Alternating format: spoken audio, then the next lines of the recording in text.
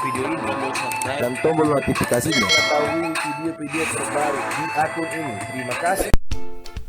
Assalamualaikum warahmatullahi wabarakatuh. Jumpa lagi dengan saya di sini. Pada kali ini saya ingin menyampaikan materi pembelajaran tematik kelas 6, tema 2, subtema 1, pembelajaran 1, cara tumbuhan menyesuaikan diri dengan lingkungan. Selamat menyaksikan. Sebelum menonton video ini, tombol subscribe Dan tombol notifikasinya. mengetahui video-video terbaru di akun ini. Terima kasih. Ya, cara tumbuhan menyesuaikan diri dengan lingkungan. Ya, setiap makhluk hidup itu memiliki cara dan ciri khusus dalam menyesuaikan diri dengan lingkungan agar bisa tetap hidup. Berbagai macam dilakukan oleh tumbuhan supaya dia bisa tetap melanjutkan kehidupannya.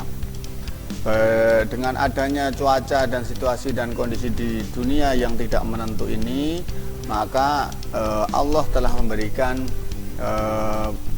kemampuan pada makhluk hidup untuk menyesuaikan diri dengan lingkungan, baik itu tumbuhan, manusia maupun hewan. Jadi tumbuhan juga sama, dia juga bisa menyesuaikan diri dengan lingkungannya.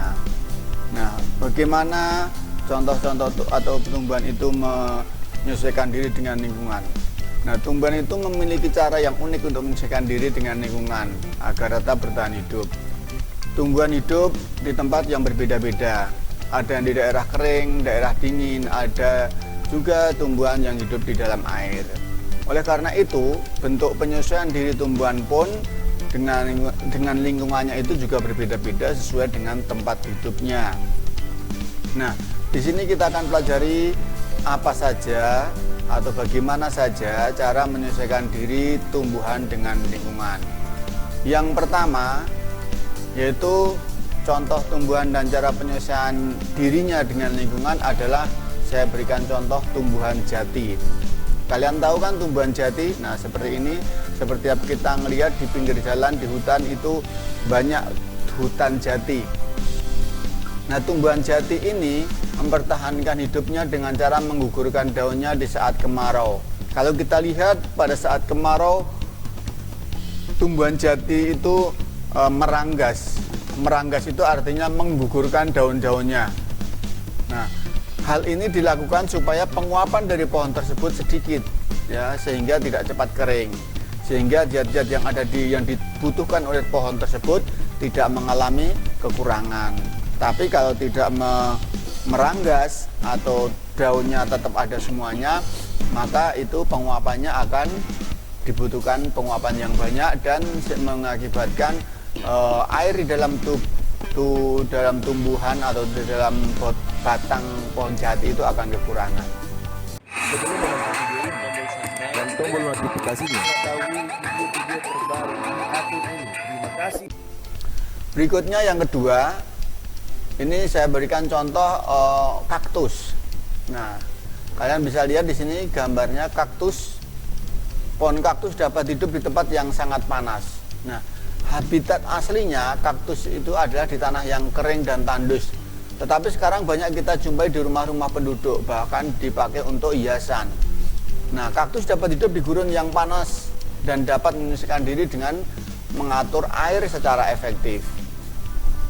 Nah, kaktus ini memiliki ciri-ciri, yaitu ciri khusus pada tumbuhan kaktus itu adalah yang pertama, ciri khusus pada tumbuhan kaktus itu dia memiliki batang yang tebal karena tersusun jaringan spons yang berfungsi untuk menyerap air yang banyak. Jadi di batang yang besar ini batang yang besar ini mengandung spons yang bisa menyerap air yang banyak. Dan kulitnya ini dilapisi dengan lilin untuk mengurangi penguapan. Kemudian yang kedua, akar daripada pohon kaktus itu panjang dan banyak, sehingga mempercepat dalam menyerap air ketika hujan. Jadi kalau hujan dia langsung menyerapnya cepat banyak. Kemudian yang ketiga, daunnya berbentuk duri. Kita tahu kalau kaktus daunnya kecil-kecil banget seperti duri, maka dia daunnya berbentuk duri, sehingga mengurangi penguapan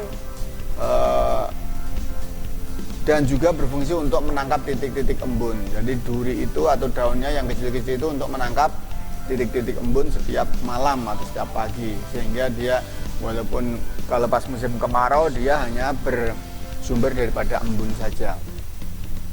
Berikutnya contoh yang ketiga Contoh yang ketiga saya berikan teratai. Nah ini kita lihat teratai ini batangnya adalah berongga seperti ini, berlubang-lubang seperti ini, berongga. Ini batangnya ini dan juga akarnya. Nah batang dan akar dia ada di dalam tanah. Teratai merupakan tumbuhan air, batang dan akarnya terendam di dalam air, sedangkan daunnya berada di atas permukaan. Nah ini daunnya mengambang.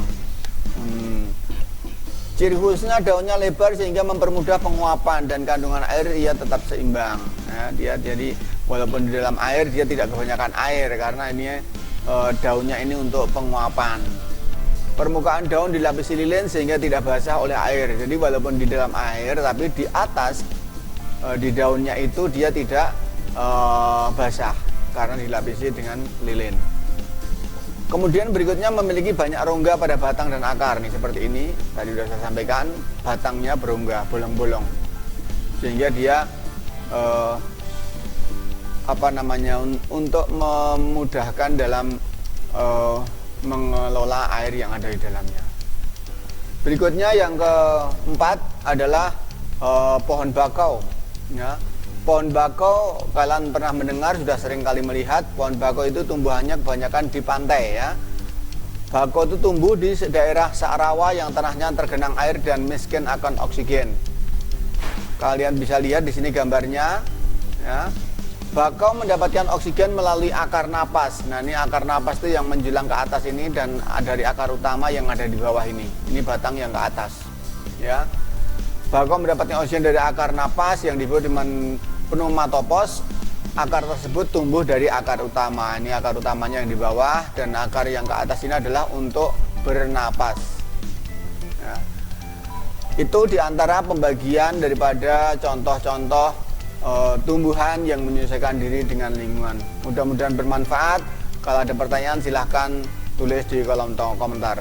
Terima kasih. Demikian yang saya sampaikan. Sekian, semoga bermanfaat dan terima kasih atas perhatiannya. Jangan lupa untuk subscribe, like, dan share dari ekobudaya.com. Assalamualaikum warahmatullahi wabarakatuh.